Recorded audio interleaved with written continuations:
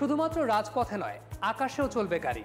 আপনি হয়তোবা ভাবতে পারেন যে এই পুরনো কাশফুল আমি নতুন করে কেন খাচ্ছি, এটা তো একেবারে নতুন কোনো খবর নয়।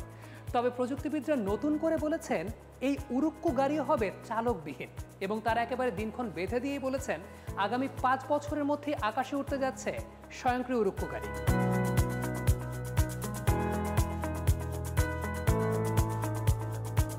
গাড়ি যে উড়োজাহাজের মতো উঠতে পারে তা এতদিনে প্রমাণিত। এবার চেষ্টা চলছে যাতায়াত ব্যবস্থায় যত দ্রুত সম্ভব তা কাজে লাগাতে। প্রযুক্তিবিদরা বলছেন আগামী 5 বছরের মধ্যে স্বয়ংক্রিয় উড়ুক্কু গাড়ির দেখা মিলবে। ড্রোন এখন বিনোদন, নজরদারি বা পণ্য পরিবহনের মতো নানা কাজে ব্যবহৃত হচ্ছে। এই প্রযুক্তি ব্যবহার করে ভূমির ত্রিমাত্রিক যানজট সমস্যার সমাধান করবে উড়ুক্কু গাড়ি। আগামী 1 দশকের মধ্যেই শহরের যানজট দূর করার জন্য উড়ুক্কু ট্যাক্সি সার্ভিস চালু হবে।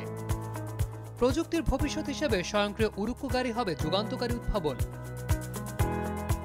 আগামী 5 বছরে উড়ুক্কু গাড়ি সবার নাগালে না পৌঁছলেও আকাশে এসব গাড়ি উড়তে দেখা যাবে বলে মনে করেন প্রযুক্তিবিদরা।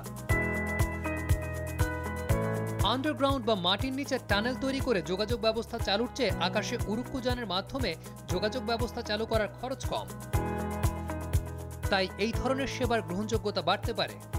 অবশ্য উড়ুক্কু গাড়িতে যানজট সমস্যা থেকে মুক্তি পাওয়া গেলেও এর নিরাপত্তা ও আরামদায়ক ব্যবস্থা নিয়ে সংশয় থাকছে বলে মনে করেন অনেক প্রযুক্তিবিদ।